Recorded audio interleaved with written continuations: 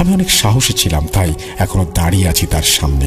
তাকে বললাম, ঠিক আছে শোনো, আমি জানি তুমি কে, আমার মাছটা নিতে আসছো, ঠিক আছে আমি দেব, তবে আমার সাথে তোমার কুস্তি লাগতে হবে। তুমি জিততে যদি পারো তবে মাছটা তোমার। বোয়াল মাছটা আনুমানিক 2 থেকে 2.5 কেজি ওজন। তুমি নিয়ে যাবে, আমার কোনো আপত্তি থাকবে না। আর যদি তুমি হেরে যাও তাহলে আমি যা বলবো তোমাকে করতে হবে। আমার কথা শুনে অবয়বটা আমাকে বলল, ঠিক আছে হায়, তবে দেখিস তুই যেন আবার মারা না যাস। আমি বললাম, না আমি মারা যাব না, কারণ আমি আল্লাহর বান্দা, আমার ভেতর কোরআনের আয়াত আছে।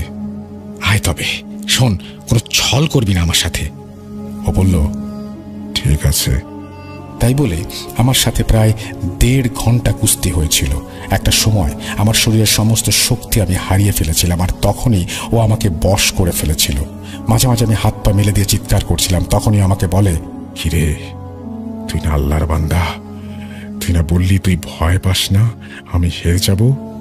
তাই গেল তোর এই সাহস। আর তখনই আমার ভেতর সত্যি কোথা থেকে যেন অলৌকিকভাবে সাহস তৈরি হলো। মুখ থেকে মনে হলো অজান্তেই সূরা কালাম বের হতে শুরু করলো। আর তখনই সে আমার থেকে দূরে ছিটকে গেল, আমার কাছে আসতে পারছিল না। আমি তখন ওকে বললাম, কিরে দেখলি আমার ভেতর বললাম না কোরআনের আয়াত আছে? তুই হেরে গেছিস, আমি জিতে গেছি, তাই তুই ওই বোয়াল মাছটা পাবি না। মাছের ব্যাগটা নিয়ে আমি হাঁটা শুরু করলাম। আর তখনই ও পেছন থেকে এসে খুব জোরে জোরে হেঁটে আমার সামনে আসে, তবুও আমার থেকে 2 হাত দূরে থাকে। শোন, ভালো করছিস না তুই, ওই বোয়াল মাছটা আমাকে দিয়ে যা, না হলে আমি তোকে বাড়ি যেতে দিব না। রাত তখন অনেক, জোনাকি পোকার ঝিনঝিন শব্দে রাতটা যেন আরো ভয়ঙ্কর লাগছে। তবু আমি জেদ ধরে রেখে মাছটা ওকে দিতে চাইলাম না।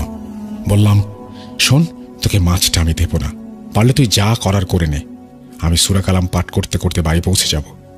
ও বেশ কিছুক্ষণ আমার পেছন পেছন আসছিল। তারপরে সে আমার নাম ধরে বলে উঠল, শোন, তোকে আজকে ছেড়ে দিলাম, আবার দেখব, কিন্তু তুই বাঁচবি না তা বললাম। ও চলে গেল।